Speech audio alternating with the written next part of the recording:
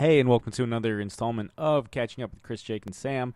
Merry Christmas, gang. Happy Hanukkah. You know, it's the last post we do before it's Christmas Eve. Yeah. Yeah. Yeah. So, by the way, I'm Sam. I'm Chris. I'm Jake. Let's just want to get that out of the way. I know I kind of cut Chris off. Sorry about that. That's fine. You're the one that says their name first, so I always wait to hear I'm Sam. Right. But, yeah, so big news. I know a movie that we were all looking forward to seeing coming out on Christmas isn't coming out on Christmas anymore. Yeah. A certain film called The Interview. Now, I did see that at least one theater in Montreal is still apparently showing it. So, who's up for a road trip, huh? Going out tonight? Let's just, Christmas Eve, just truck it up to Montreal. It's not that far. I mean, you can let me know how you feel. Yeah. What you think of the movie. I'll wait for it. Take the Polar Express up there. Yeah. Yeah. I mean, with the interview, I remember seeing, hearing buzz about it, seeing stuff. I'm a fan of Franco and Rogan, so I was like, oh, cool. They're doing another movie. I will like to see that at some point. I wasn't so gung ho with it that I was like, I gotta see it opening day or anything like that. But like with all this rigmarole about it, I gotta say, my patriotic juices are flowing. I want to do whatever I can to see it now. Yeah, your anti-foreign dictator juices are flowing? Yeah, especially foreign dictators telling me what movies I can watch. Yeah, fuck you, It's foreign dictators. It's bad enough that the U.S. tries to tell me what movies I can and can't watch. Yeah, fuck you, MPAA. Yeah. Which is not even like a legal. That's a whole nother argument. Yeah. Watch the documentary Rated R. Yeah, or this film is not yet rated. Yeah, that's the one. Rated R is actually an album by Queens of the Stone Age. But oddly enough, this film is not yet rated. I believe is rated R. Right, because it attacks the MPAA. Yeah, it did go through the MPAA, and then it has a denouement after that whole thing. So I don't. I guess it's not. I guess it wouldn't be able to be rated because they talk about what happened after they submitted it to the MPAA.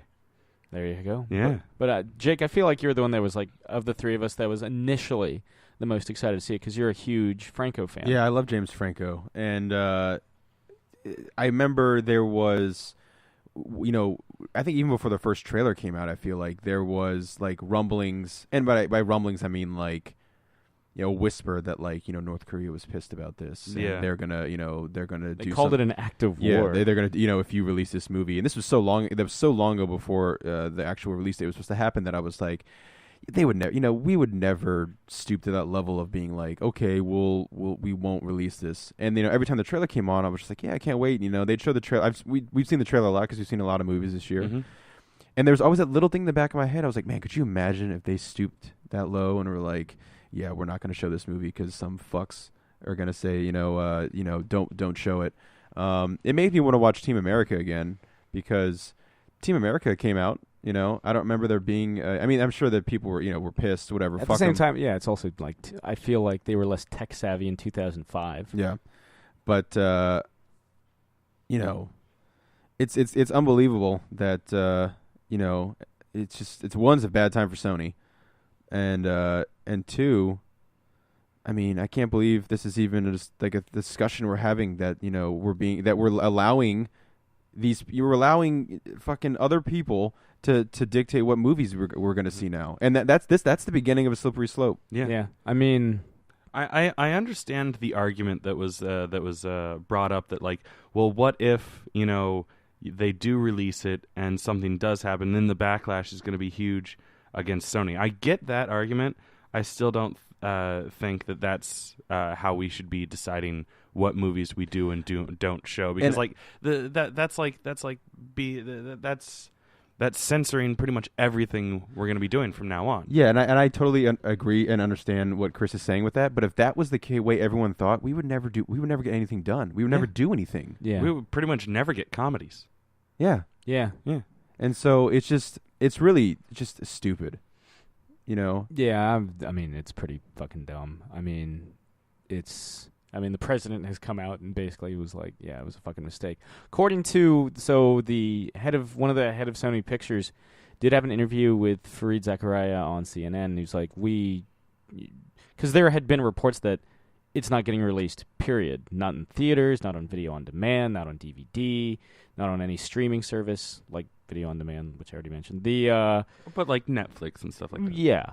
And during the interview, he was like, no, we're exploring other options to release it. Yeah. So we just don't want to have like some large collection of people that could be easily targeted by some terrorist group, because it's still not even certified that the threats and the hacking from Sony, which kind of seem to be coupled together as like the same, all part of the same thing. It's still not even confirmed exactly where those came from. Most people think that it comes from North Korea just because the interview, but the FBI is basically like it's looking like, but without confirming. Yeah, and also North Korea is last I heard very very adamant that they had nothing to do with it, or at least the North Korean government was. Yeah, man, who's cowardly now? Jeez. But I mean, granted, if they didn't do it, then it's not cowardly; it's just fact. Yeah, but like look back, like either way. Thinking of other moments like this, look back when South Park, they had the whole Big Muhammad episode, and everyone lost their shit, and then South Park had already shown Muhammad, and so he was part of the Super Best Friends. Yeah, and Matt and Trey were like, where the fuck was everyone then? It's only a thing when everyone decides to make it a thing, and at that moment they decided to make it a thing, and because it had been in that case. In the second case of Muhammad on South Park, one, the episode centered on Muhammad in South Park instead of an entire team of religious figures, and two, because it was in response to the outrage over the Dutch cartoon publishing an image of Muhammad. Yeah. Which still, I mean, either way, come on. And of course, they didn't show him. The second time they didn't do it. So. And they took the Super Best Friends episode off the streaming. Yeah. You can still get it on DVD. It's one of my favorite episodes of South Park ever, actually. I mean, it's Jesus, Muhammad, Buddha, Joseph Smith, and Seaman. Yeah. And Seaman. Their supercomputer is Moses. Yeah. It's awesome. It's one of my favorites. It's a great one. You get to see a giant John Wilkes Booth shoot a giant Abraham Lincoln. Yeah. And the enemy's David Blaine, just like he actually is. Just like in real David life. Blaine. Yeah. But it's kind of screwy. When I saw that happen, I was like, oh, come the fuck on. But I do remain kind of like, especially given the amount of backlash there's been based on that decision, I do feel that someday in the near future, it's not going to be one of those movies they shelve until the heat like blows over years from now. I feel like within the next, I think in the relative near future, we'll hopefully be seeing the interview. Yeah. Maybe they I'm hoping that worst case scenario, they're just like, well, we'll just bump up the DVD release date. The DVD wasn't supposed to come out until like next summer or something like that, and we'll push it out for like a February, March release. Like, okay, that would be a decent enough consolation for me. Yeah, it'll still be seen by the American public, and dictators can still get pissed. Because that's how we roll here in the U.S. of A. Mm-hmm. Don't tread on me, motherfucker.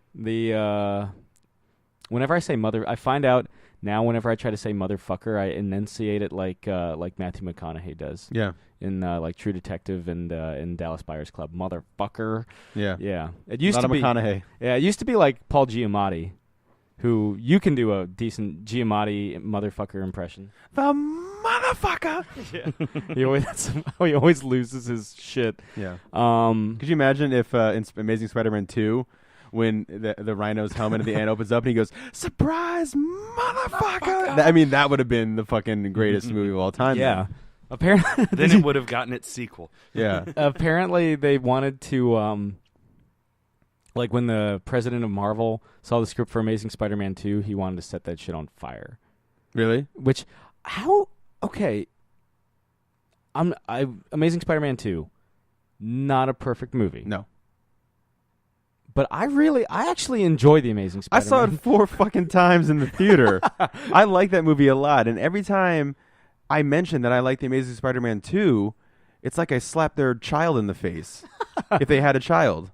But like, I don't understand like the pure hatred for that movie. Yeah, but last we checked, Rotten Tomatoes still says that Spider-Man 3, Sam Raimi's Spider-Man 3, had a higher rating than Amazing Spider-Man 2. I don't get that. It's like, did the critics not actually watch the last 2 Spider-Man movies, which is to say Amazing Spider-Man, which in my opinion is pretty close to Spider-Man 3. Oh, God. I mean, watch that movie again. You get a mutated rat eating another mutated rat, and then it runs off, and you never hear from it again. Like, there's a scene where like the camera just stays on it, and Peter Parker's looking at it like, what the fuck? And there's some solid moments in it, but I would take Amazing Spider-Man 2 over the first Amazing Spider-Man any day. Yeah, it's just it's a more enjoyable film. There's no randomly skateboarding Peter Parker. No. I mean, yes, my biggest problems were, I'm not big on like, the Parker parents. It's more, I'm more interested in Aunt May and Uncle Ben. There's no Uncle Ben in this, which I think is a huge sin in the Spider-Man world. To always have that presence there. To not have that presence there is a mistake. I wasn't a huge fan of Electro, and I feel like the people involved in it weren't either, because he's kind of just... You know what the producer's rationale in the first Amazing Spider-Man for Uncle Ben not saying with great power comes great responsibility is? What? They were like, well, we've already seen that. It's like, fucking, we've already seen him get bit by a radioactive goddamn spider. Yeah, but instead of saying with great power comes great responsibility, he's like, if you have a moral obligation to do what's right, then it's your obligation to do that more. It's like, just stop beating around. That's way worse. Yeah, you know what I mean? And they get the suit the suit looks great. Spoilers, but it is inspired by one of my favorite, not just Spider-Man stories, but one of my favorite comic stories of all time, the death of Gwen Stacy. Yes, the Green Goblin is rushed and stuff, but would you say the Amazing Spider-Man 2 is your favorite how do you of all the superhero movies this year, which is to say, Days of Future Past, Cap 2, Guardians, and Amazing Spider-Man 2, where does that fall on the You ready for people's minds to be blown? I like the Amazing Spider-Man 2 better than all those other movies. Really? I really do. And it's not anything where I'm like, fuck Cap 2 and fuck Guardians, because I know Cap 2 was the best that came out this year. Yeah. Like, I know that's the best superhero movie that came out this year. I'm not dumb. But I didn't see it 4 times in the theaters. I saw it twice. I only ever saw any of those 4 movies once. Yeah. Guardians was the only one that I saw twice. Actually, I take that back. I'm a giant fucking liar. I saw Days of Future Past twice. I saw Days of Future Past twice. Actually, they're on fire. The only one I didn't see twice was Guardians, and that wasn't for, like, again, I liked Guardians. But yeah, I like the Amazing Spider-Man 2 a lot. And I remember because Sam and we saw it on the same day, like opening night, but at different theaters. Showings, yeah. And someone, not a coworker, but someone who works near the comic shop that I work at, had come in and seen an early screening, and they were like, my review is it's a absolute train wreck. And I was like, oh shit. And everyone was like ripping on this movie, just ripping it a new asshole. And as soon as the lights come up, I looked down at my phone, and Sam had sent me a text, and he's like, anything but a train wreck, or something along those lines. And that wasn't a train wreck at all. Yeah. Did she see the same movie? And again, I'm not saying that this is like Sam Raimi's Spider-Man 2 status, because for me, that's still my favorite Spider-Man 2 or Spider-Man movie. It is my favorite Spider-Man 2, but it's still my favorite Spider-Man movie. Both sentences accurate. Yes, and one of my favorite comic book movies ever made. But yeah, Amazing Spider-Man 2, I thoroughly enjoyed it. And the great thing about watching it on Blu-ray now, I can skip the scenes I don't like. You know what I mean? And and there's more scenes in that movie that I like than I don't like. And I feel like the end of that movie with the little kid is like a perfect example of like why Spider-Man's such a great superhero. And just there's so many great moments. It's funny, that made my dad not a Spider-Man like fan, but more interested to want to watch Spider-Man movies, because he fucking hated Tobey Maguire. Like, he cannot watch those movies. I can kind of get behind that. Like, Tobey Maguire just kind of he's so down on himself in the Raimi films. He's like just sitting alone crying in his apartment on multiple. That's not like a one-time thing. Yeah. That's like a multiple time thing. Like, I'm across all 3 movies. I'm just going to sit in my bedroom and stare out at the New York City skyline and cry. Yeah. I mean, wait for the police to call me. That's what I was doing while I was living in New York. Yeah, but you weren't like a amazing superhero. Like, if you had that to fall back on, why would you be crying? Yeah. Wasn't that you didn't have that outlet? Yeah. That's why I was. But I was literally crying because I wasn't Spider-Man. Well, that makes sense. But I mean, my thing is too. I do that all the time. Yeah. Where's my great power? Yeah, I mean, until when the microphone turns off, I just start sobbing again about not being Spider-Man. But you actually still have some tears, some puffiness. My eyes are a little puffy. Yeah. You know, I mean, luckily we're not filming this. But check out Visine. It's good. For Yeah. that. But I feel like Garfield, man, and to kind of bring it back to the Sony hacks, I feel like Garfield's a great Spider-Man. At least Peter Parker's fine. But his Peter Parker there's a lot of different things going on. That's not necessarily an Andrew Garfield thing. I think his Spider-Man's fantastic. Like that opening scene, in Amazing Spider-Man 2 where he's free falling and the web shooting, because I saw it in 3D all 4 times. And, he's saving the day. Like, for me, that was like a great snapshot of a comic book movie come to life, And I feel like that was the first time I had ever seen the Spider-Man that we all grew up reading come to life on the comics. Yeah. He's got the voice for it. He's got perfect. Yeah. And the cinematography was down, Then the sad thing is, now we know they want to dump him. Yeah, and I know. Do you think he found like he had any idea? No, I'm sure he didn't. Yeah, because he loves playing Spider-Man. Yeah. I didn't. I tried to steer clear of some of the minutia about the Sony hacks, because a lot of it was like, oh, we hacked these executives' private emails, and I'm like, well, that's someone's private emails. Like, I don't care what their job is. Like, it's still their emails, and like. From the little snippets that I heard, like it was a lot of like these various crew people behind the camera complaining about on-screen talent, and I'm like, well, half of that could just be that they had a shitty time working with this person and they're trying to vent, and like. Or maybe, they're just like spitballing ideas. And I bet half of these things, again, like I haven't actually checked them out, so I don't know what all the fine details are. But I'm sure like half of these things are like just random spitballs, because that's what Hollywood does. Like they're constantly being like, well, what if we have a black Spider-Man? Nah, let's never have a black Spider-Man. Yeah, and stuff like that. Yeah. So like maybe one exec didn't like Andrew Garfield, or maybe like a handful of execs didn't like Andrew Garfield, so they were talking about shit canning him, or maybe they didn't like the idea that Andrew Garfield was open-minded enough to be like, maybe Peter Parker's gay. Yeah, I haven't read any of the actual emails. Yeah. I've certainly seen like, because they're fucking everywhere. My lion's share, a lion's share, not my specific lion's share of. I mean, you do have a lot of lions. I do, a pride, in fact. I've seen so many fucking headlines. Yeah, the headlines. Big time. The headlines like, oh, Bond movie is grossly over budget. Oh, Bond movie needs like new script rewrite. Oh, they're thinking about because everyone like our buddy Josh, I feel like has been the biggest source of like headlines, and I'm always like, oh wow. Well, I mean that's because like I love Josh, but he overuses that share button. Yeah, and he thrives on big juicy news. Yeah, and I mean that's how I get most of my news. Yeah, I'm not morally posturing myself. I'm just saying I didn't read any of this. Yeah, I got to shout out to Josh. Like my two biggest, my biggest like sources for news is Josh, and then going down more, and then like comic book resources. You know what I mean? It's like those are the two, because I have to search for comic book resources news. Josh just gives it straight on my Facebook wall. Yeah. And I appreciate that, because he gives me plenty of. He's a great guy to have as a Facebook friend if you want comic book news and spoilers and all the you saw the mid-season finale of Arrow, right? Thank God. Yeah, good thing you saw it live, because he is posting the article about it. He's though he's not as bad as AMC. Oh yeah, with the Walking Dead and stuff. Yeah, with their Walking Dead spoiler right after the East Coast feed. So yeah, or did they even send that out before the East Coast? No, because I saw it. I was actually checking our Twitter when we were recording one night.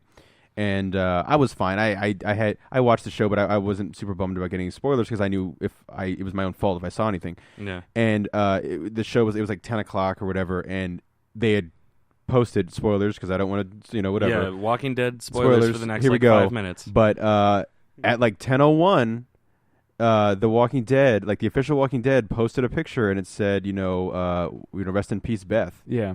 And that's 3-hour time difference. So the people over in the West Coast is. When does Walking Dead air? 9 to 10. 9 to 10. And then 10 to 11 is like. All right. Well, Dead.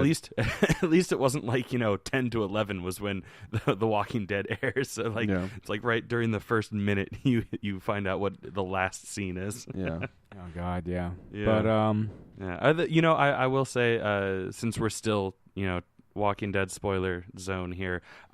Little sad that Beth is dead because I liked Beth. But at the same time, like, I was not surprised that they decided to kill her off. She doesn't get a lot to do. Yeah. I mean, yeah. And they kind of forgot about her for the last, like, season and a half. You know, like, she had her little fun walking around with Daryl. Yeah. But as soon as she got kidnapped by those guys, she was gone. What a bad episode. This Remember is- we were too. watching that Yeah. episode recently? This is no fault of Emily Kinney and her acting. No, she's great. But the episode where her and Daryl, she's like, I want to get drunk, and it's like, it's pretty, in retrospect, and I think I've said this on the podcast before, The Walking Dead really is a show I feel that is best watched, like a single, like in a single, a glut of episodes in a single sitting. I agree, because I binged the first 2.5 seasons on Netflix. Yeah. In time for the mid-season premiere of season 3.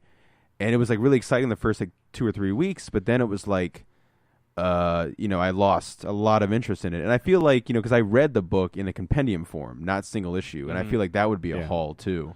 Yeah, I mean, I think the thing is, there are filler episodes. That's just the state and nature of the game. So in season 2, they're stuck on the farm. They're just like, they're trying to keep like 3 general secrets, like, Shane hooked up with Lori while Rick was in the hospital.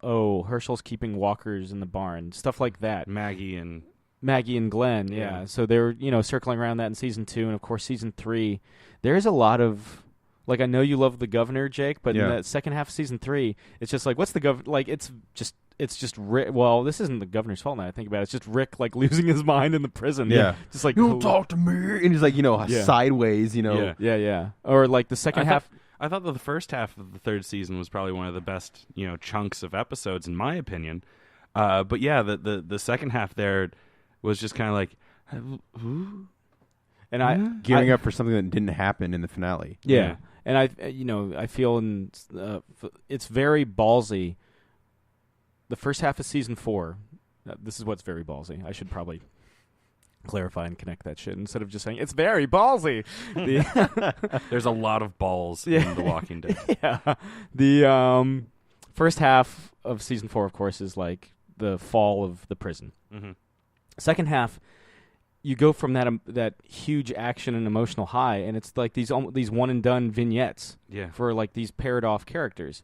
And if you were watching that week to week, I feel, which I did for the first half, and then I kind of like lost interest and waited until it was all on Netflix. Because I didn't see the season 4 finale until the mid-season finale of season 5. I haven't seen any. You were little. I saw the season 4 finale when season 5 premiered. Yeah. And I had been watching it week to week up until that point. And I can't imagine watching season 4 week to week. The thing about season 4 was the first half is my favorite thing that The Walking Dead's ever done. Yeah. Because you get like the governor's backstory stuff, like the almost redemption of the governor. The virus in the prison. The virus in the prison is terrifying because that's something you can't escape. Like, you can run away from a walker, but if you get sick, and they're all in that confined area. Exactly. They're trapped with them. And then that mid-season finale of 4 was like astounding because that was that was what everyone was waiting for at the end of 3 with the all-out war, kill them all, governor kind of stuff. And like a lot of like emotional heavy stuff going on. And then you come back and like you were saying, it was just this, it was like, it felt like a marathon to get the end of that season. So much so that I just didn't care anymore, which is why it took me so long. I will give them credit because it's funny because then I was able to watch the mid-season, the season 4 finale and then the season 5 premiere, like back to back. Yeah. And I was like, oh fuck yeah, here we go. Because I'm From able what I to understand, watch. the season 5 premiere is a huge kick in the pants. Like, it's like, I wish. Oh yeah. I wish they had been able to keep up that momentum for all the episodes that they had of the first half of season 5, because the season 5 premiere is like balls to the wall. Yep. It goes toe to toe with the all out war. But it just, that episode ends and it just drops almost back to what they were doing in the second half of season 4. Jeez, yeah. It does that thing where it'll show what the other group is doing, and if you don't care about the other group, too fucking bad, because you're going to be spending at least 2 weeks with them, or at least a week with them. It's shit, another episode with these two. Fuck. Yeah. But since we're coming to the end of the year, and while we're on the topic of television, what would you say is your favorite some of your favorite shows that you were watching. I would say my favorite. The Flash. The Flash is my favorite new show, without a doubt. Over True Detective. Ooh. Well, 'Cause that premiered this year too. that's true, but I don't know. I didn't watch that live, and it didn't feel as like you weren't watching that week to week. Yeah, it wasn't. The Flash I'd started from like with Arrow from the beginning. I've been watching it week to week. I mean, True Detective is in a whole other league itself. But the Flash is it's in a league of their own. It's in a league of their own. A Justice League of their own, starring Gina Davis, and but the Flash, and Lori Petty. Yeah, the Flash and Madonna and Rosie O'Donnell and Tom Hanks. The Flash is just so much fun. That's what I hear. I still have yet to see an episode. Yeah, I would love to hear. It's in my opinion, it's better than Arrow, and it's only had like half a season. Well, I mean, I think it's better than Arrow this season, but Arrow's been on for 3 seasons, so when you to go toe to toe, I mean, it's like it doesn't work because. I mean, proportionally. Yeah, but like I said, the Flash is better than Arrow this season. Yeah, I'll give it that. Again, I'll just no frame of reference. And oddly here. enough, I think that this season is one of the strongest seasons of Arrow so far. Like really? like Arrow for me, Arrow has been good enough to keep me watching, but not good enough to keep me anticipating. Like invested. Yeah, exactly. It's which still puts it a little bit higher than Marvel's Agents of S.H.I.E.L.D. because Marvel's Agents of S.H.I.E.L.D., I was really just watching that. Like, I was kind of interested, but I was more so watching it just because I know they're going to, that they're going to attempt some sort of tie-in with the movies, and I'm like a completionist in that respect, and because I have friends like Josh who are obsessed with it, so like at least I have someone to like talk about with it, or to talk with about it. But like it's been a good like 2 months since I've watched an episode of Agents of S.H.I.E.L.D., whereas I was keeping up with Arrow, but it was mostly like, oh, watch this episode of Arrow right after I watched this week's episode of Flash because they just happen to be right next to each other on my DVR. Yeah. You know. Right. Well, for me, this season of Arrow is the payoff of the world they've created. Like, it feels like this lived-in universe, and that's the best thing about season 3 for me. And also, and Brandon Routh, Ray Palmer, Brandon Routh, like gets a second chance at a DC guy, which is it's happening with a lot. Tom Hardy gets to play another DC character. Mark Hamill gets to come back. Yeah, he gets to come back. The thing about Brandon Routh, so excited for Mark Hamill as the Trickster again. We talked about Superman Returns so much, and the one thing I will never like poo-poo about Superman Returns is Brandon Routh's performance as Superman. Yeah. Partly because he didn't get a chance to be his own Superman, and the other part is he did a good job at it. Yeah, I think he's a I've good always Superman. championed that as my favorite part of Yeah, he's Superman a great Returns. Superman. But to see him excel and be this great Ray Palmer is really exciting. And it's only going to get more exciting from here because the mid-season finale was a big time. That was a big-time episode. Yeah. I think the Flash mid-season finale was astounding as well. Yeah. One of the best one of my favorite episodes of TV this year was the mid-season finale of Flash. And they teased the Atom suit. Yep. Yeah. I haven't watched either. I watched the season 3 premiere of Arrow. That was cool. Yeah. But for me, like some of my favorite shows, certainly True Detective, which is the only new show I believe I've seen this year. I'm a big fan of Louis. It's good to have that back. They took Louis great. Yeah, they took over a year break, and now he's back with season 4. Oh yeah, I still haven't seen this season yet. It's pretty good. The difference is, whereas a lot of the first 3 seasons were kind of like one and done stories. There's like most of this season 4 of Louis is multi-episode arcs. Like there's one that's like 6 parts. Oh wow. Yeah, so it's like a BBC show from back in the day. It's almost like a mini movie. Yeah, that's been good. And we were talking about shows that premiered this year.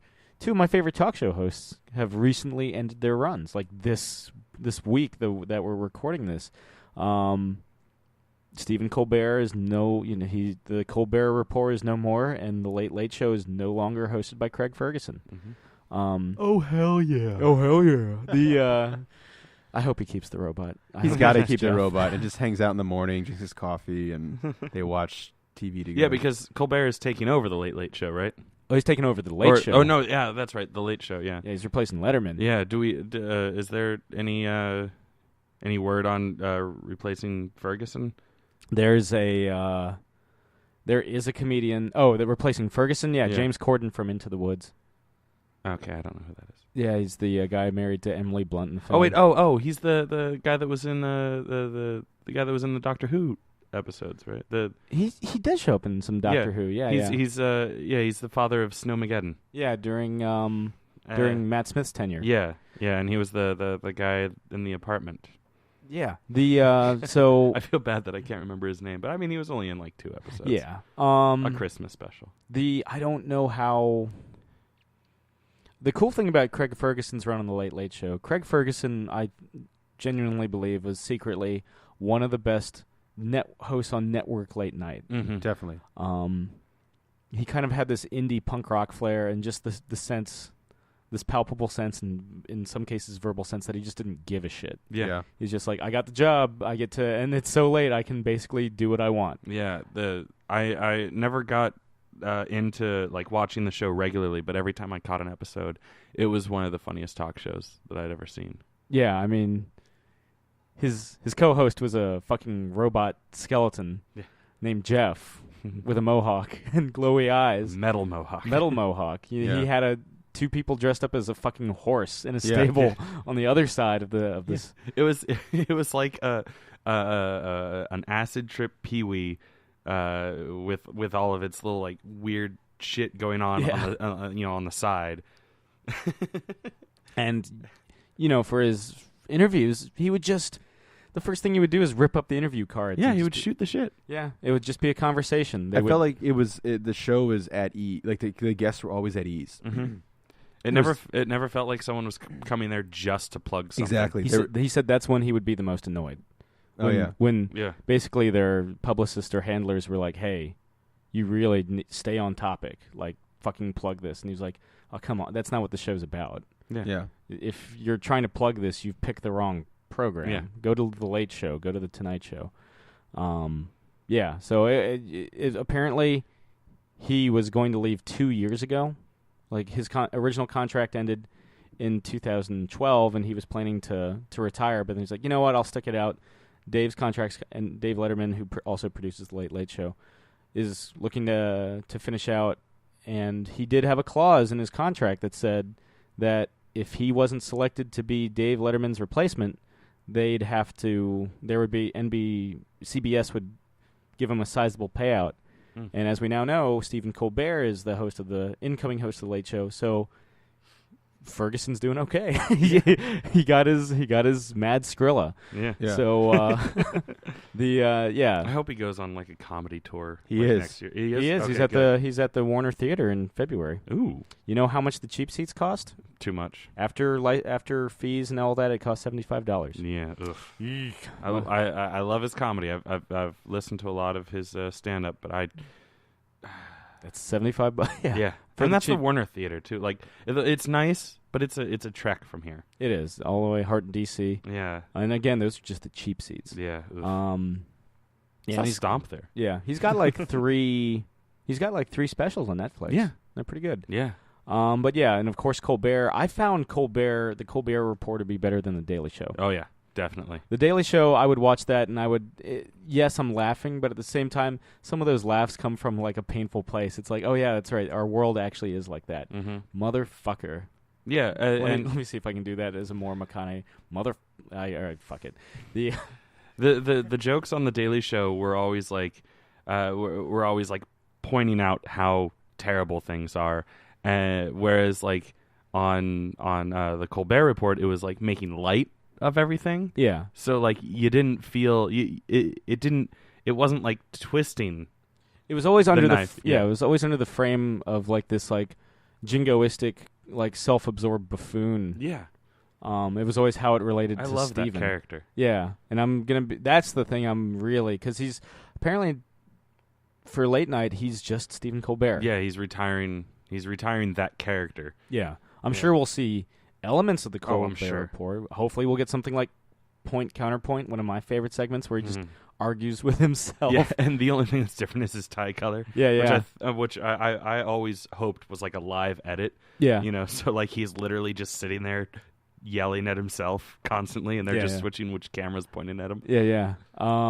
Things have things of that nature. But and of course the last episode was great. It was I just watched it this morning. It was very beautiful. Got they even sang the old song that they used to conclude Freakazoid. Yeah. The difference is they had fucking everybody. Oh my god! Even George Lucas was there. Yeah, basically, I'm willing to bet they put out a call and was like, "Hey, this is the last episode of the Colbert Report. Do you want to?" Anyone that wants to be on it, just come. Just come and sing.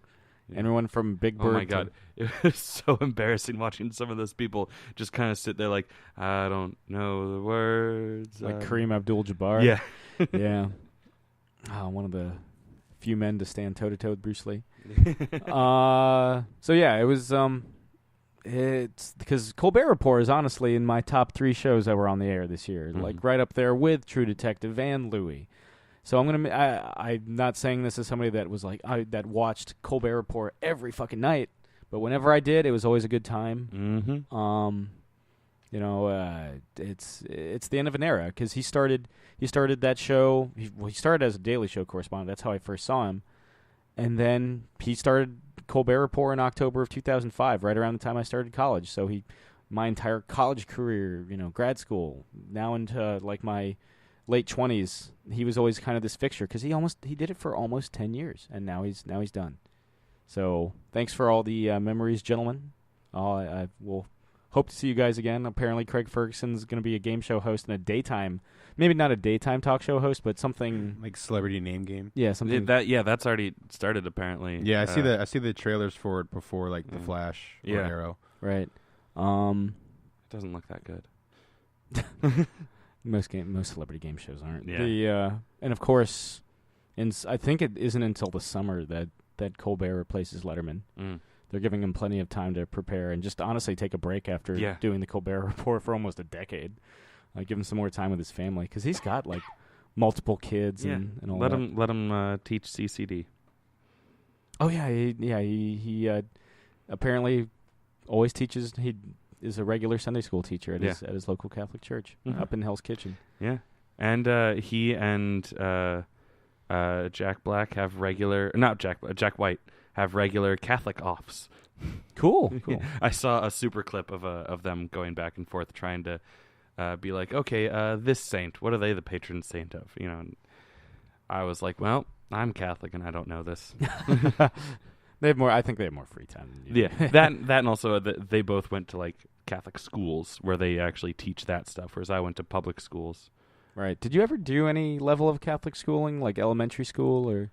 I was Sunday school. Okay. So my parents were like, it's either that or you're going to Catholic school, and I was like, I don't want to go to Catholic school. Yeah. And they were like, well, good, because we weren't actually leaving the decision up to you. There you go. Yeah.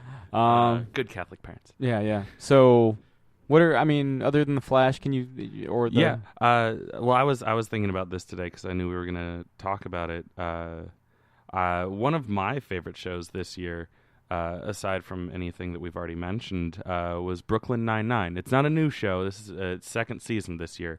But I gotta say, I was thinking about it, and I was like, what shows was I watching this year that I was like anticipating? You know, like I said, you know how I didn't really anticipate Arrow or Marvel's Agents of S.H.I.E.L.D.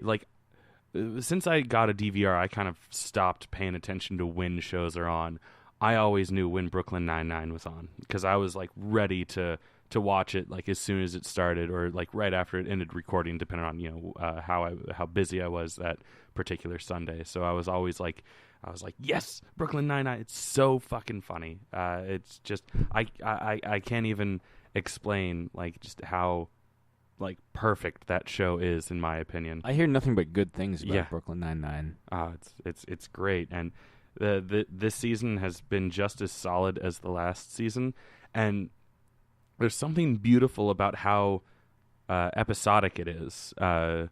Like they were able to get on their roll very quickly because like I can't really tell the difference between this season and last season in a good way. Like it's not like, oh man, they had no idea what they were doing their first season. They finally got their act together this season. Like, no, it's just been solidly good. And like, there actually was a time where I was like, has this just been one really long season? Like, I forgot how long I had been watching the show just because it still felt fresh, and that's really impressive. There was no discernible break. Yeah, exactly. Cool. Yeah, so if you haven't watched it, I highly recommend it.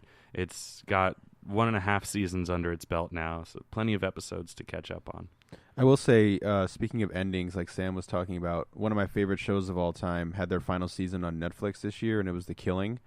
It was season 4, and that's a show that I just started watching it. Really? On Netflix, yeah. I love that show so much. It's gorgeous. It's such a good show, and it's a show that it was always in the back of my mind because, Bill Campbell, the Rocketeer, is in it, and fantastic in it.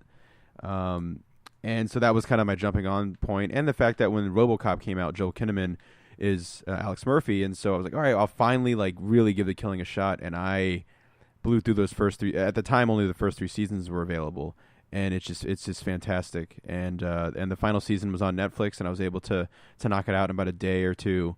And it was a perfect ending for me. It was beautifully wrapped up because season 3, like, you can't end a show like that. It's too heartbreaking and a cliffhanger. You can't do that. And luckily it was able to. I think the show got canceled like 2 or 3 times. It felt like, and it kept coming back. Yeah. And I'm so glad they ended it on the way they did on season 4. Basically, like AMC or whoever would be like, "Hey, the show's canceled," and the creator would be like, "No, I need one.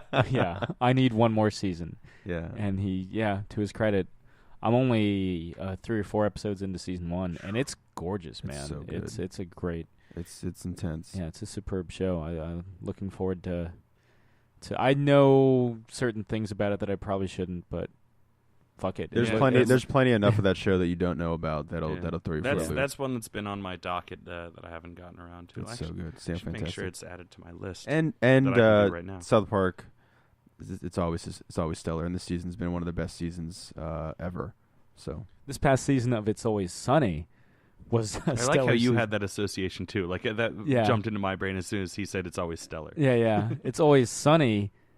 This season was the best season since Mac was fat. Oh, really? Which I was really haven't just watched this one yet. Ago. Yeah, it's really good, man. There's some winning moments, and they basically like they don't even hide it anymore. They're just like, yeah, Mac is a closeted homosexual. Like, it's pretty obvious that he's like at odds with his own sexuality the entire season, and for me, that's Mac's always been one of my favorite characters, and it's just like it's a fun kind of subplot for him. Like my potato chips. Yeah. Get your own goddamn chips at the hamburger store.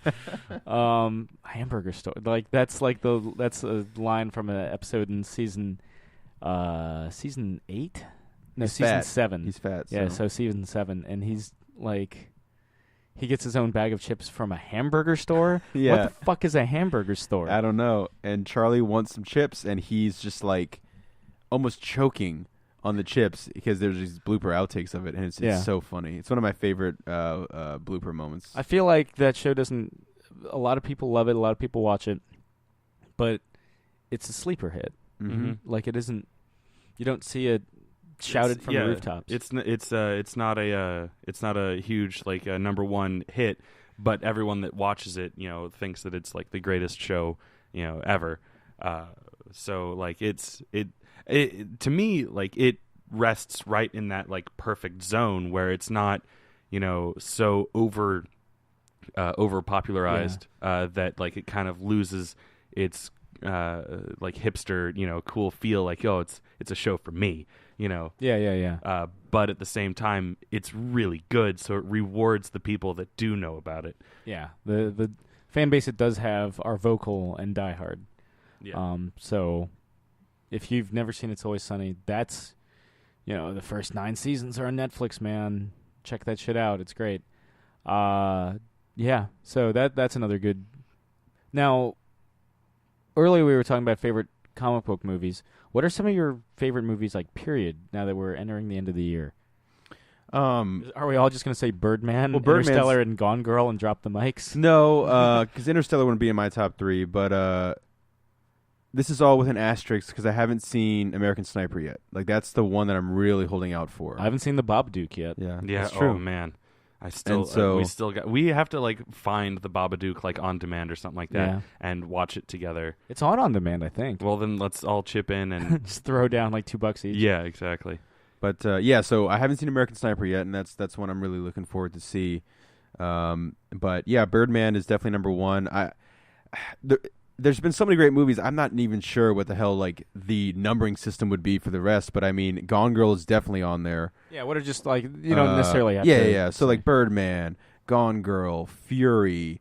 Step Up All In. Frank. I remember Frank with Michael Fassbender is fantastic. Winter Soldier. For me. Yeah, I mean it's good stuff. Hercules with The Rock. I really loved it. I feel this is point counterpoint. It's like great movie, and then I'm saying that I'm Yeah. agreeing with most of the movies that It's you're true. There's only throwing two out there. movies. There's only 2 movies I saw in theaters this year where I was kind of let down. One where I was definitely let down. That was, I feel like if I know what one you're about to say, you weren't really let down because you knew it was going to be bad, or it dropped my expectations though.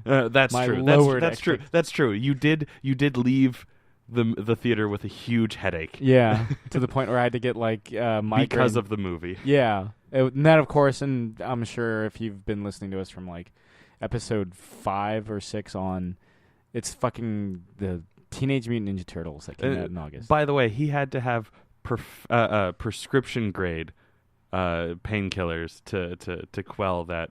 Just Quell? Yeah, I think that works. To quell that headache. That's so strong that he was worried about drinking alcohol. And I didn't that night. That's easily, hands down, the worst movie I've seen in theaters for not just this year, but quite some time. Yeah. Yeah, and then the other one, the one that actually was a disappointment because we had high expectations for it, Sin City.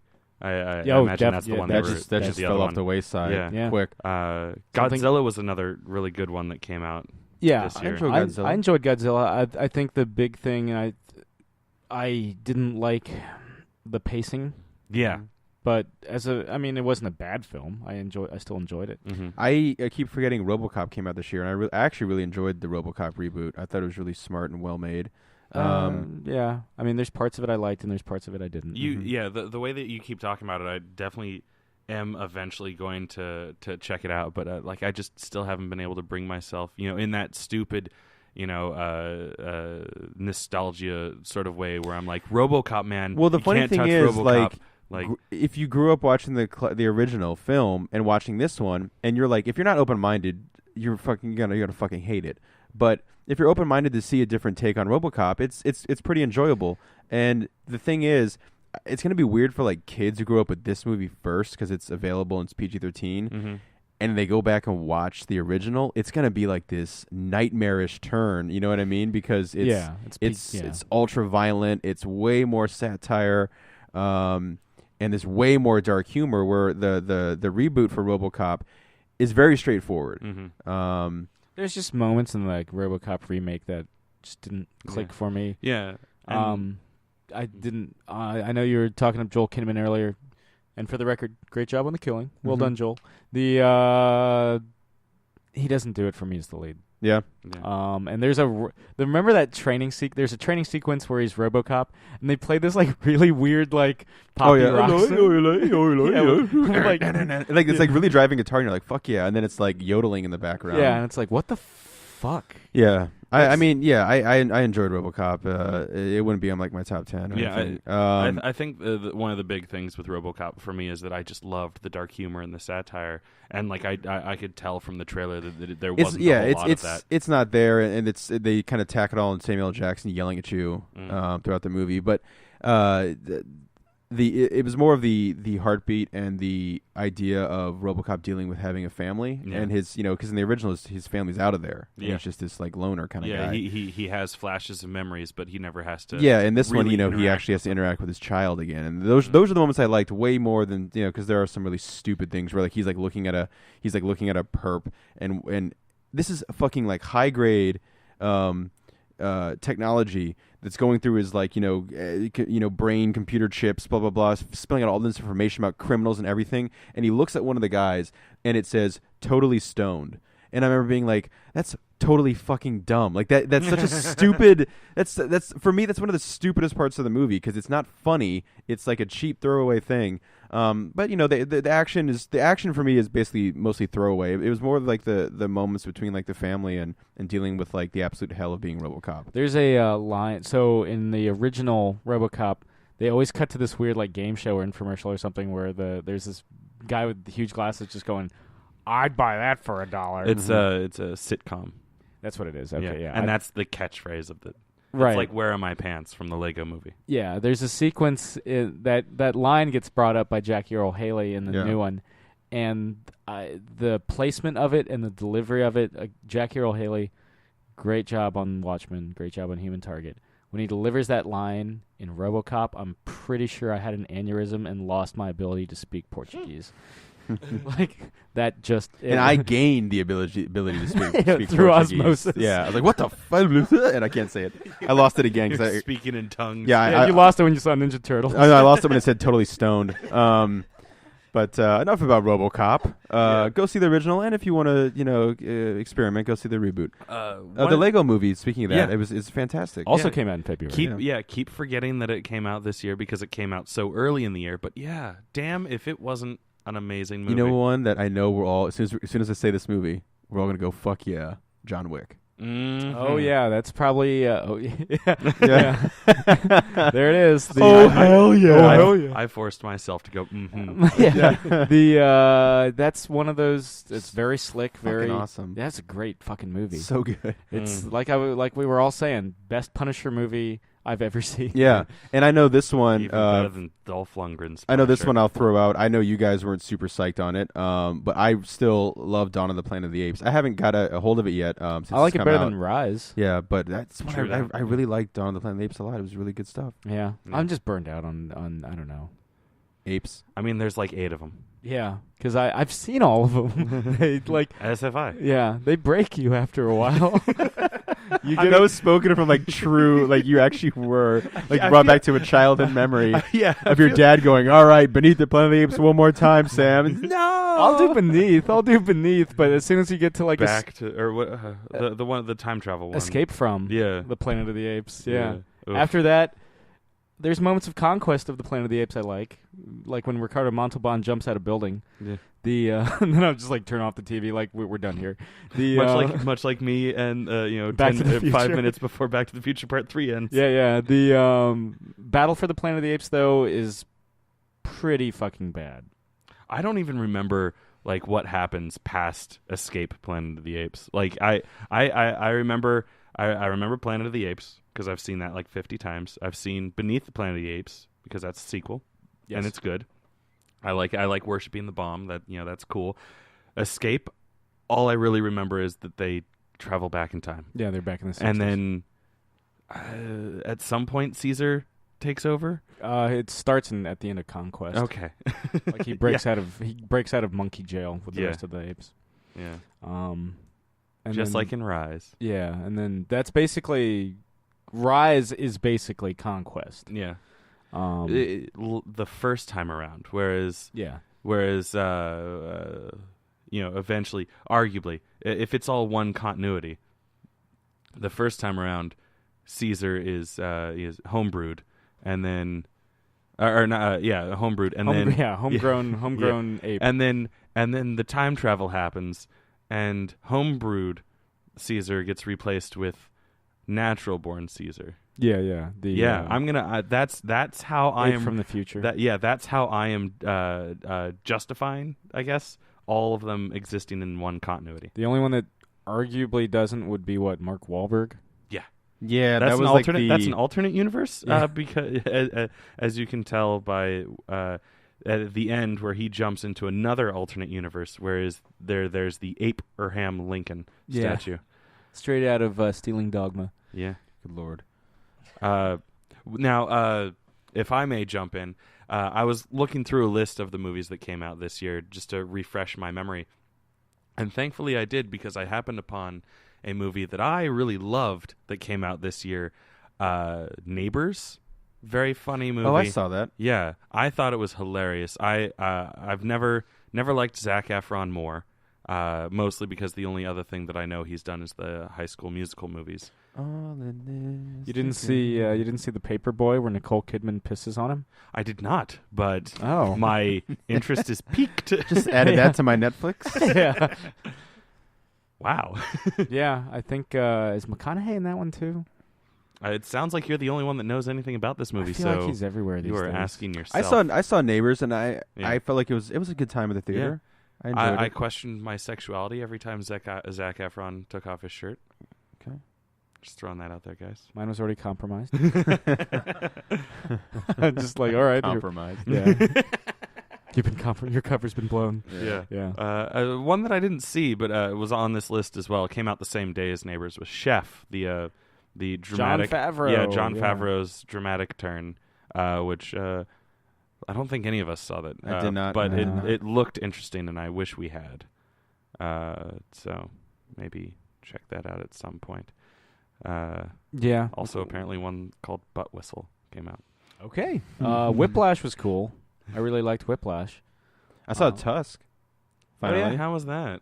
it's a movie where when they reveal the Justin Long tusk, like the Justin Long walrus, it's gonna make or break you. Yeah. Like, I will say I enjoyed the movie, and I enjoyed it because I had followed the podcast and heard the inspiration and the idea for the movie be born on the podcast, and it was really cool. And I really do love Kevin Smith, and you can tell the movies he's inspired making the movie because you if you keep reminding yourself that this is the guy who did like Clerks and Jay and Silent Bob and stuff, it's mind blowing because it's a horror movie, and it's a movie that you think about the next day and you're still disturbed by it because it's messed up. It's so fucking messed up.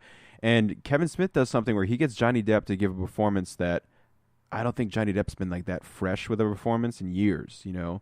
I feel like it's kind of been like the Good, same. because I'm kind of burnt out on Johnny He's so Depp. good in it. He's so good in it. But yeah, the walrus, the tusk, it's wild. It's out there. Thanks to Chris kind of going through this list, I remembered another movie. This is the second worst movie I've seen this year, so Okay. worse than Sin City, A Dame to Kill For, which also stars Ava Green. No fault of Ava Green's. She chews the scenery to I didn't great see effect in both films. But my second least favorite movie of the year, 300, Rise of an Empire, which is a prequel concurrent sequel. Like, it takes place before, during, and after the original 300. And it's pretty fucking bad.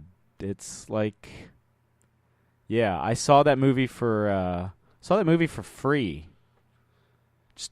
I remember you came in my room afterwards and you were like, I saw it for free and still think I paid too much for it. Yeah, it was pretty. I had somehow managed to get like a gift certificate to go to the movies, and I was like, "What the fuck's in theaters in March? 300? Okay, cool, fine." And it was That's probably the only way that I would have gone to see it. Yeah. Yeah, and I still kind of it was not. I guess I saw it, so I can.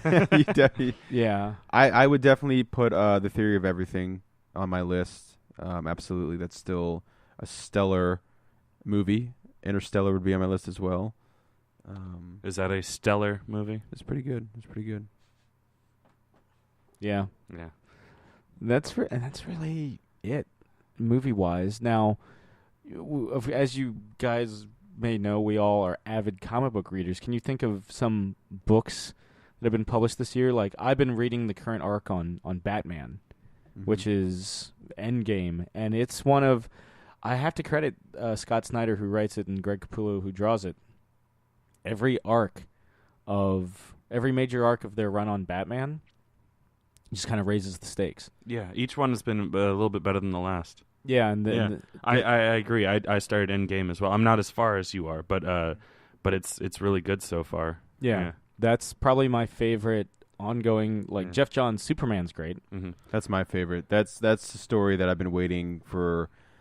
Because when people would ask about New 52 books to read, I would, there's plenty of great New 52 books to read, but for a while, I couldn't say Superman because it just wasn't good, and it sucked because Superman's my favorite superhero, and this is, give give it to fucking Jeff Johns, man, because he'll clean up any mess, and he does. And I think a lot of it is that he just makes it simple again.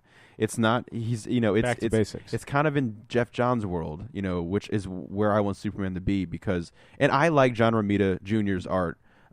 His action is great. That's his strongest suit. Have you read Jeff Johns' run on Action Comics before the new? No, I haven't actually. That's really good. Yeah, I mean he's slowly becoming like, I love John Byrne's Superman, of course. I like the way J. Michael Straczynski writes him in Earth One. But Johns, I think there's just something special when you read a Jeff Johns book in general that I've come across, and especially his Superman. He just taps into something that some people just can't do it, and it's no fault of theirs. It's like an X factor. And Klaus Janson is doing the book as well. I mean, that is like a heavy hitters book of just like the best of the best, and they're really just killing it on Superman. I've really been meaning to pick up the Jeff Johns Superman. As you both know, and I might have mentioned it on the podcast before, I'm not a fan of John Romita Jr.'s art, but especially the pieces that DC chose to like market for the promos. Those I thought were atrocious. In terms of comic book art. I mean, I'm first and foremost a fan of, comic book characters looking kind of cartoony. Sam, you know the guy, Ed McGuinness? Ed McGuinness that did like Superman, Batman and stuff. Like I love his style, and it's very cartoony. It's not realistic, but like there was just something weird about the proportions, and it felt like the pieces that they were using as marketing didn't seem like they had one congruent style to them. It kind of went in between. But I was doing some, I was pulling some stills for a video thing that we're working on, and I saw like the Superman going up against Titano, in like one of their first arcs that they did together, and I was like, this looks amazing. So yeah, John Romita Jr.'s action was great. So I'm definitely more so looking forward to picking that up. Maybe I'll get it in the trade when when they start pumping those out. He did a great job. John Romita Jr. did a great job drawing Amazing Spider-Man for Straczynski in the. That's my favorite. Maybe my favorite Spider-Man run, and definitely my favorite thing that Romita's ever drawn. Romita Jr. at least. For me, best comic book out right now, Batman Eternal. It's been a weekly comic, which is something that I'm not really used to. Like back in the 90s when I was reading Superman, it was kind of weekly because they had 4 titles, but each title had one continuous storyline through all of them. So it was essentially a weekly comic through 4 different creative teams. And that's kind of what Batman Eternal is, because each issue, or at least each like kind of like sub story arc, because sometimes you'll have a focus. Batwing, you'll have, and they'll get a focus for like 2 or 3 issues, and then someone else will get a focus. It's kind of like each storyline that's going through Batman Eternal, because there's like 5 that you kind of have to keep track of. Each storyline is being covered by a different creative team, and then whichever one is the highlight of that issue is the ones, they're the ones that are like really like pounding out the details for that issue. So you'll have an artist and writer team on this issue, and maybe they'll do like 2 congruent issues, but then like the next 5 issues are other people, and then you'll get those guys back again, and it's really cool. And like there have been a couple times where like my mind has been blown, and I've like fangirled through things like the reveal of like Hush. I have to give them credit, because they're 38 issues in, and they've really kept the momentum going. Mm-hmm. Yeah, and who doggy? Like I think I'm still like a month behind on it, because I'm not doing too well with picking up my books with any sort of regularity. But it's each one's been really impressing me. Other than that, I've also really enjoyed the Harley Quinn solo story. I think I'm the only one in this room that's reading that. I got the first like 11 or 12 issues. Yeah. My big thing is that it's great fan service. Yeah. Which, I mean... That's what I'm there for. Yeah. I was just kind of like, well, it's kind of the same, like, look what wacky adventures Harley gets into this week. And I was just like, okay, well, I've seen like 11 issues worth of your wacky adventures, and I'm good. That story arc that she did with the old assassin who's in the motorized wheelchair, I skimmed through most of that. I didn't really like that. But, like, I like Harley not being just the Joker's, number one henchman. Yeah. I'm glad that she's finally getting to kind of be off on her own. And I kind of like them exploring her like relationship with Poison Ivy, which has been like joked on and teased, about in the past. Like how they're buddy, but like I love how they're kind of building it. And it's weird to think of her being responsible for an entire building because she's the landlord of this apartment. Yeah, and like off on Coney Island. Yeah. Yeah, I mean that's been a good book. I mean, it's consistently a top seller from what I've seen. Mm-hmm. You know what book has been golden since, other than Batman, since the start of the New 52? Swamp Thing. Yeah? Swamp Thing rocks my ass so hard. Is Scott Snyder still writing it? No, it's Charles Soule now, and he finishes his run in March because he just signed Marvel exclusive.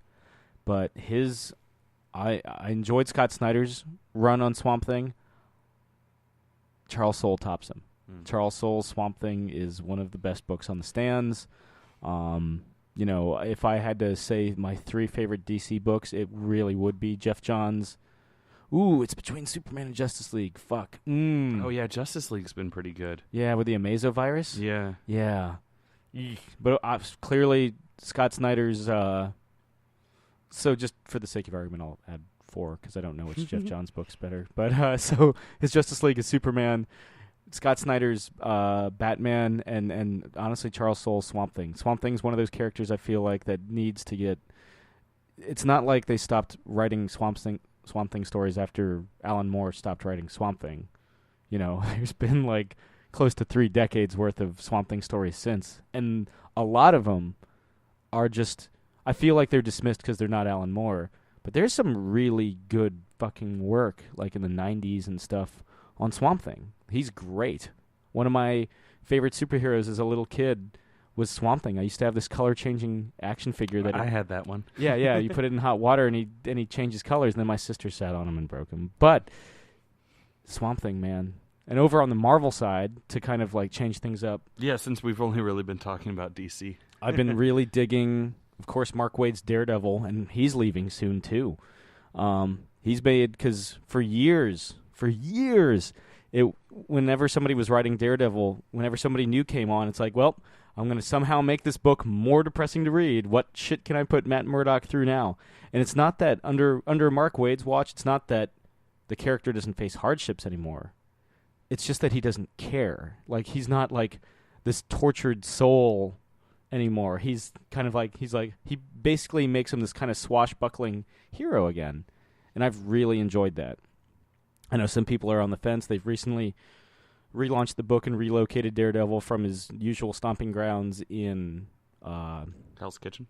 Yeah, Hell's Kitchen. Now he's in San Francisco, which, to be fair, in the 70s, before Frank Miller started writing him, he was in a team-up book. It was because neither him nor Black Widow were popular enough to carry their own book, so they was Daredevil and Black Widow, and their merry adventures were in San Francisco. So it's cool. I personally I don't mind the move. There's definitely a shift in tone. I can understand why people wouldn't like it, but I still enjoy it. I think this year the only Marvel book I read was Original Sin. I mean, I picked up Marvel Now, Daredevil, or not Daredevil, Deadpool here and there, but I haven't really enjoyed the Marvel Now Deadpool. But Original Sin was pretty good for someone that doesn't really know the Marvel Universe that well, you know, to just pick it up and read. Spider-Man's been great, too. Yeah, Dan's thought Spider-Man's been a favorite of mine. And then also the Moon Knight relaunch has been stellar. I didn't read it after Warren Ellis left. I love the Warren Ellis, 6 issues that Warren Ellis it was cool. did. I think the thing that's kind of cool about Moon Knight stuff so far is that it's kind of, there is a theme going on and kind of an arc, but you can read it just issue to issue. Yeah, done in one stories. Also, to jump to a different publisher real quick, IDW still killing it on Judge Dredd, and that's something that's been near impossible for someone outside of 2000 AD to be able to do. But IDW's done it, and they're still going strong. and I haven't been able to read it yet. But 2000 AD just launched the first of their 11-part arc when they're bringing back Judge Death, like in 2000 AD. I've been, I kind of alluded to, I've been reading a lot of Charles Soule, reading a Swamp Thing over on the Marvel side. I'm reading Inhuman. Mm-hmm. Yeah, me too. And I think one of the most underrated books he's writing, unfortunately it's getting canceled next month, is She-Hulk. That's been a great title. He's writing... I enjoyed his Thunderbolts a lot when he had that arc. Oh, that was great, that too. Was a really that great arc. issue arc, yeah, that was really good. He has a creator-owned series for Oni Press called Letter 44. It's kind of this like weird sci-fi. It's like science fiction meets House of Cards. It's really good. That's one of those ones that I really recommend. I've been reading more indie books lately. So I've been reading stuff like, or at least creator-owned books, like Sex Criminals is one of my favorite books. What about Witches? Do you like Witches? Witches is okay. I'm only 2 issues in. It's kind of like a slow burn on that one. That first issue, though, was pretty solid. Oh, that was a big time. Pledged is pledged. Pledged is pledged. Yeah. I've been reading a lot of Southern Bastards. Is basically like Walking Tall, if Walking Tall went off the rails. Yeah. And was even more fucking awesome. I did enjoy that movie with The Rock. You didn't? Did you ever watch the original with Joe Don Baker? No. Unfortunately, I knew that it wasn't, an original piece when I saw the Rock version, but I was just like, this is so good. This is all I want it to be for now. Yeah. Yeah. I mean, I'm a big fan of Aaron's work. What's that book that was really kick-ass? And Scalped was really good. Kind of like his... Who's the guy that created Justified? Elmore Leonard? Yeah. Or no, yes. Yes. Yeah. Scalped is basically Elmore. If Elmore Leonard wrote comics, it would be Scalped. Interesting. It's really well done. I really liked it ended this year, Kick-Ass 3, ended the whole saga. And I was so shocked in a pleasant way on how they ended that book, because I thought for sure I had read enough Mark Millar that I knew how he was going to end it, and it wasn't even close to how I thought he was going to end it. Speaking of talented Scottish writers, some of whom that we've talked before, you know who's fucking having a renaissance the second half of the year? Oh, yes. His name's Grant Morrison. Yeah. Maximum Morrison. Yep. Read Multiversity. Read Annihilator. You'll just get, your head blown out of your body. Thunderworld, the most recent one, featuring all Captain Marvel all the time, is... I don't know if it's my favorite one, because Pax Americana was something else. Yeah, if you really like Watchmen, and you really like Grant Morrison's writing... And Frank Wiley's art... You need to read Pax Americana, which was the fourth Multiversity issue. This most recent one, if you're a fan of Captain Marvel, which is to say Shazam, not the Marvel from the Marvel comics, who's cool too, but it's not him.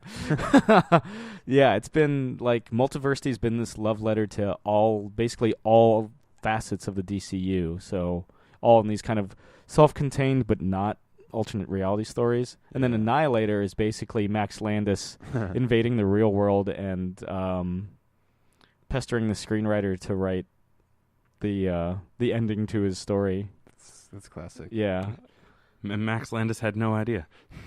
I was the one that, if I can blow my own horn, I was the one that brought it to Max Landis' attention. That was the funniest series of tweets, and you're like, hey, you mentioned an interview. What interview? Oh, yeah, I was like, hey, I had taken a screen, because I was reading the first issue of Annihilator back in, August, and it's a 6-issue limited series by Legendary Comics. And I was reading the first issue, and this character, Max No-Max, is basically Max Landis. When I read it didn't even hit me, and then you said that, and I looked back at it, and I was like, it's clearly Max Landis. Yeah. He looks like Max Landis. Yeah. And I took a screen cap, and I was like, hey, and I tweeted to Max Landis, and I was like, who, if you don't know, is the son of John Landis, director of American Werewolf in London and the Blues Brothers. And he is a screenwriter in his own right and wrote the movie Chronicle. Yeah, and which is a great movie. Fantastic Very film. good movie. One of the few found footage films that gets it right. Yeah. And of course, this coming year, he's got Victor Frankenstein coming out in October, and he's got American Ultra, and he's got a lot of... this coming year is going to be a big year for Max Landis. He's apparently friends with Grant Morrison. I did not know this. I would just tweeted him, was like, hey, I don't know if you know this, but apparently Grant Morrison just wrote you in a comic. And he immediately tweeted, started, retweeting the image and everything, and, it's like, what the fuck? I'm a comic book character! Just going, berserk. And I was like, Yeah, he said he kind of based some characters off his friends that he had in Los Angeles, and he tweeted me back immediately. He was like, "What interview?" And I just kind of like sent him the link. Yeah. So, but it's a good story too. And Fraser Irving on art, he does some of my favorite art on Batman and Robin, written by Grant Morrison. There was a story arc with Fraser Irving on the art where one of the creepiest images of the Joker I ever saw, where he confronts Robin and Robin beats the shit out of him with a crowbar. That was Fraser Irving is an artist that really sticks with you. He's been like Dave McKean on Arkham Asylum. Like whenever Morrison writes Batman, he gets like the perfect artist for the story he's telling. Yeah, he's got a eye for talent, or at least his editors do. Well, I think Grant Morrison also, when we were watching the Talking with Gods, he was talking about working with artists, and sometimes he doesn't talk to them. He's like, oh, I'll see him at a con, and that's like our kind of reunion, and I say hi. Yeah. But he's like, in so many words, it's like, there are no mistakes. For like the Invisibles, he'd be like, the artist would get a piece of the script and it would say he opens a door to a portal to another dimension, and Grant Morrison's like, have fun with it. You know what I mean? And he has so much trust in these guys, which is why a lot of times, like you were saying, like you'll see him work with them again and again. Yeah. And not only that, like you were saying as well, he knows exactly when to get them and use them again. Yeah. This story, Annihilator, would look really good if it was drawn by Fraser Irving, because it's a story of a screenwriter potentially going insane. Thunderworld, I mean, every issue of Multiversity, different artist. Different artists, yeah. It's just like his the Invisibles. Yeah, he purposely had it with different artists. You ever read We 3? No. It's pretty good. Yeah. Ever read The Filth? No, but I know a little bit about it, and that one, I think the title, from what I heard, it fits the story. It's pretty filthy. Yeah. Filthy animals. Yeah. Going back to indie comics, if I may, I remember while you guys were talking, I remembered that I got the pleasure of reading this little four-banger miniseries, Loki Ragnarok and Roll, published by Boom Comics. Boom. But written, I don't think I forget who it was drawn by, but written by Eric Esquivel, and he is great, and he is a pleasure to every once in a while randomly tweet at on the Twitter. There were a lot of the story focused on kind of like throwbacks to these metal bands that would like really like hearken to Norse mythology. So and at the end of I think the second issue, it was like, next issue it gets even more metal, because one of the big things with bands like Manowar and stuff like that, which are big draws to this kind of stuff, is that they're always having a pissing contest of who is more metal. So I took a screenshot of it, kind of like what you did with Max Landis, and I tweeted at him, and I was like, how could this possibly get more metal? and he had fun with his response. He was like, oh, you have no idea. And I was like, I can't wait. So he was a treat, and I wish him all the best. I think I still follow him on social media, and I think he's actually writing a Sonic book now, which he's super excited for. Sonic Boom. Yeah. Yeah. I'll just let that settle. Yeah. Theme song to Sonic CD. Just putting that out there. I just lost my ability to speak Portuguese again. Don't we all? But yeah, that's certainly some of my favorites. And in terms of comics out there, it's a great time to read comics. Yeah. I think. Yeah, it's kind of a nouveau renaissance for comics. Yeah. So, it's been a good year, I think. Yeah. Any good music come out this year? Not as good as last year. Mm.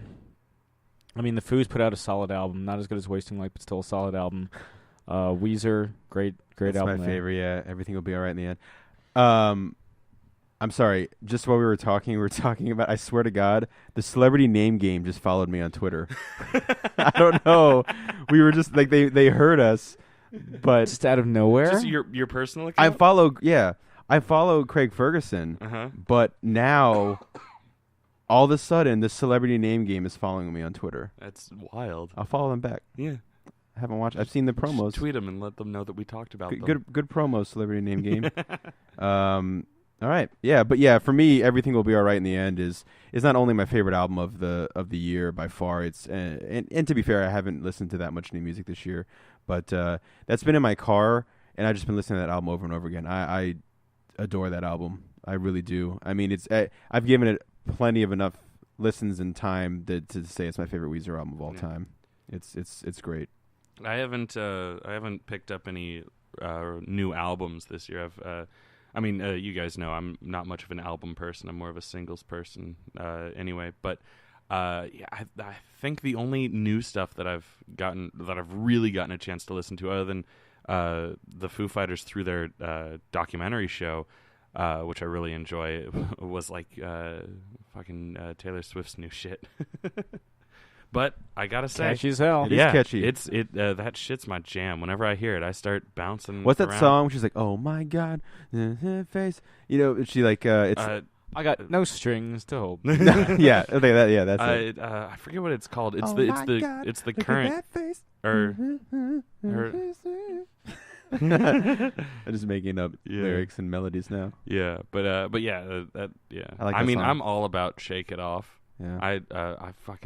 I can't stop myself that singing along. That one, not as much as the "Oh my God, look at that face." Although there was a cover of it that I just found today by a band.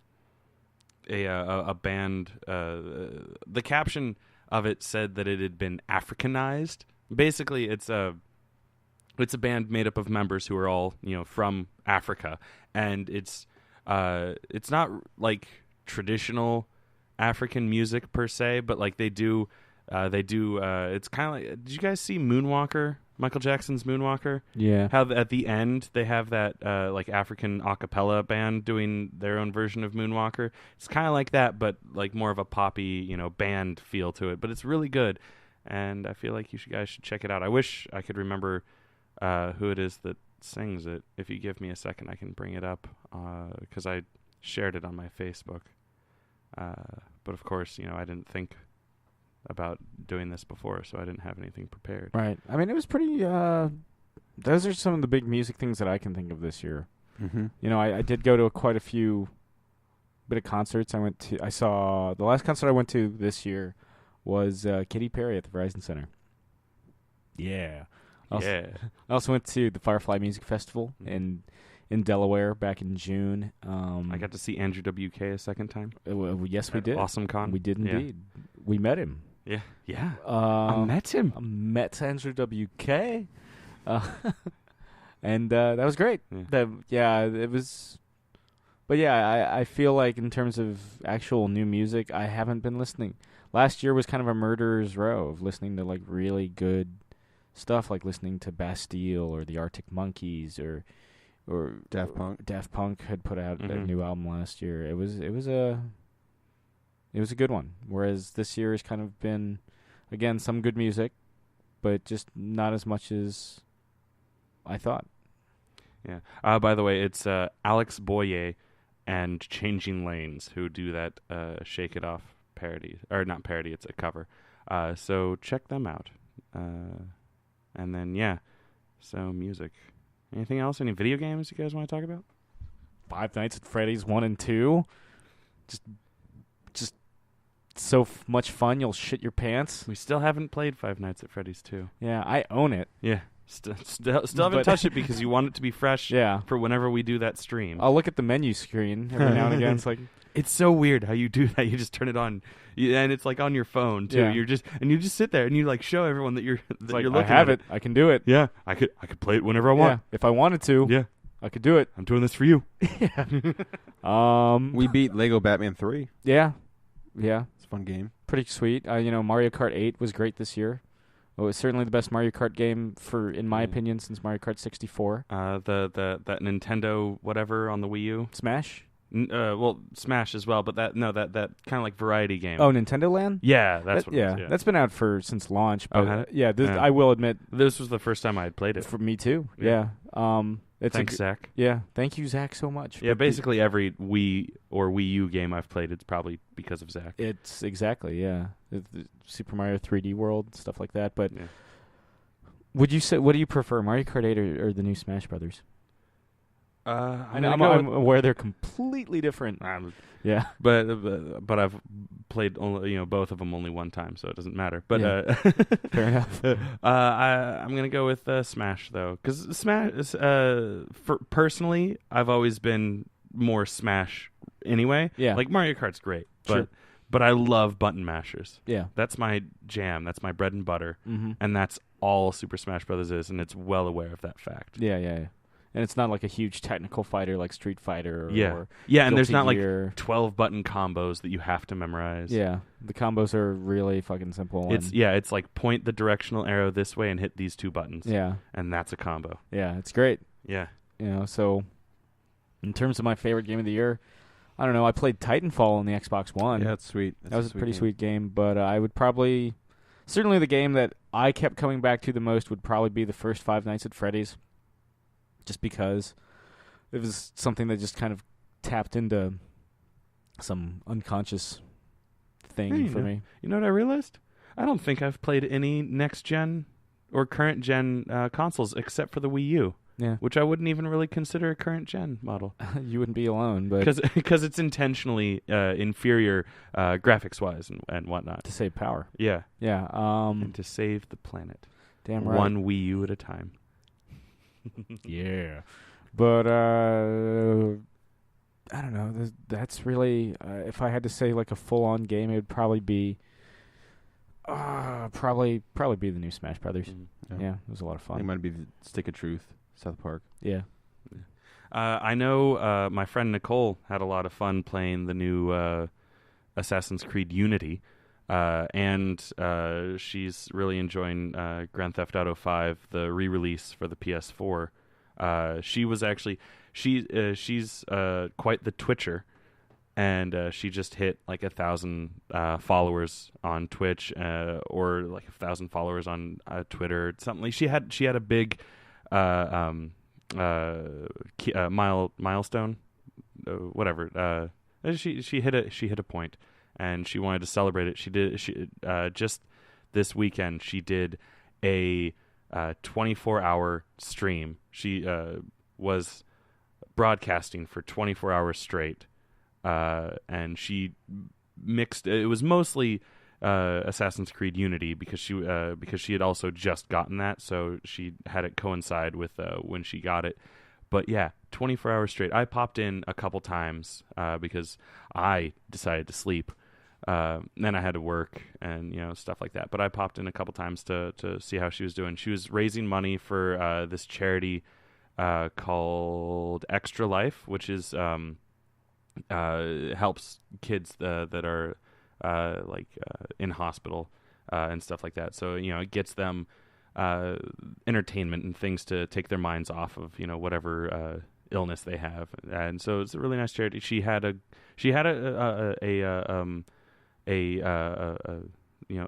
not a huge goal. She wasn't expecting to raise $1,000 or something like that. She had a modest goal. That's what I meant to. That's what I was stumbling over. It was $250, and last I heard, I didn't get the exact number, but I feel like she got around $260. So good for her. Hold on. Yeah. But yeah, so she was having buckets of fun, even though she was about to crash during the last couple hours. She was having buckets of fun playing those games. So yeah, shout out to you. If you want to check her out on Twitch, it's in_YC, much like New York City, except it's not New York City because it's her initials, but in_YC 19, and watch her because she's funny, and she's like my best friend from New York. There you go. Yeah. So it's been a good year, guys. It's been a good year, I think. Surprising. Yeah, I agree. Yeah. Again, I think I've mentioned this in podcasts before. Never would have expected there to be so many good films, or as many good films as there were. Mm-hmm. Not only so many good films, but so many instances of good trailer, like trailers showcasing what is going to be a good film. Yeah. Like not nearly as much disappointment. So not only did we have a bunch of great films, but we knew what we were getting. Truth in advertising. Yeah, exactly. Yeah. So like I think that's the real problem. More often than like a bad movie is you have a bad movie but has really good marketing. So you get there and you're like, oh, I've been lied to. Yeah. And there wasn't that much of that this year. Got me again, Paramount. Got me again. I don't actually know any Paramount movies that I saw this year. Sin City was the only one that fooled us. Arguably $300 for me. Yeah. Though I saw it for free, I don't know. Yeah. I feel like you probably knew that it wasn't going to be great. Yeah. But much like Turtles, you had no idea how bad it was going to be. It was one of those movies where I'm like, can I swing this as it's so bad it's good? And then I just kind of sat there in the theater and I was like, no, it's just so bad it's bad. Mm-hmm. Never quite hit that point. Yeah. But yeah, good year, gentlemen. Good year. So we'll be back. We hope you guys have a Merry Christmas. Yes. The merriest Christmas. Yeah. Merriest Christmas. Even a happy Christmas. Happy Christmas if you're British. I wish someone a happy Christmas today on accident. Yeah. I was like stumbling over my words, like, happy holidays and Merry Christmas, and I wish them a happy Christmas. Yeah. I was just like, I was handing out treats at work the other day, and I was saying Happy Christmas to everyone. Happy Christmas. I probably just watched too much have BBC. a happy Christmas. Yeah. To our one listener in Austria, Froes Weihnachten. Yeah. To our one listener in Italy, whatever they, Buona Natale. Feliz Navidad. Yeah. Joy Noel. I've lost Portuguese. Thanks, Jackie O'Haley. Yeah. Happy Kwanzaa if we have anyone that celebrates Kwanzaa. Yeah. Happy Saturnalia. Yule? Happy Yule. I know that one for sure. But I believe Saturnalia is the. I don't know if anyone celebrates Saturnalia anymore, but I'm pretty sure that's the pagan holiday that was the one that the Christians were like, ooh, let's line up with that one for Christmas when they were deciding when to celebrate Christmas. Right. And at the end of the day, happy holidays. Yeah. So we'll see you guys next week. We'll be kind of as a nice little throwback to our first episode, maybe. Maybe we'll just fucking talk about The Hobbit or something. You never know. Yeah. You'll find out next week, won't you? Maybe I'll finally watch Desolation of Smaug so we can all three go see the Battle of the Five Kingdoms. Yeah. I'm just gonna let you have that. Did I Armies. Maybe Jake will finally watch The Trouble with Tribbles. Yeah. Maybe. Yeah. Maybe I already have. That is I just haven't said anything yet. No, you promised us. I did, but maybe I'm just waiting till the second before the microphone turns off. The opportune moment. Kairos. Maybe he is waiting for the 25th episode, the quarter year. The silver anniversary. Or no, 24th episode would be the quarter year, wouldn't it? I don't fucking know. You're asking the wrong guy. Well, I figured math. Yeah, there you go. So 20 whatever. Happy Thank Christmas. you very much. Yeah. Good night, Eric Bana.